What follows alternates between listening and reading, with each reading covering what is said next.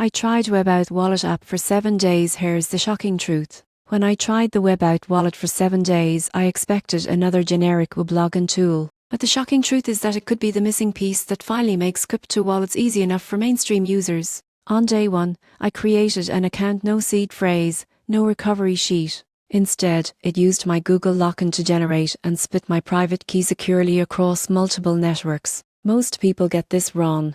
They assume using social logins makes crypto less safe. But WebAuth uses multi-party computation, meaning no single platform ever has full access to your private key. By day 2, I started testing it across apps. Within seconds, I log into a DeFi platform and NIFT marketplace, no passwords, no browser extensions. It felt like the future of onboarding, where it works as smoothly as logging into Gmail. Midweek, I connected it to dApps on Ethereum and Polygon. Transactions were quick and secure, and the app handled signing requests cleanly without confusion. By day 6, I realized what makes WebAuth so different. It doesn't try to replace wallets, it enhances them. It's the bridge between traditional authentication and decentralized access. Developers can integrate it into any app, making crypto sign-ins effortless for users who have never touched a seed phrase before. After 7 days, the shocking truth is this: WebAuth is solving the biggest barrier to web adoption: complexity.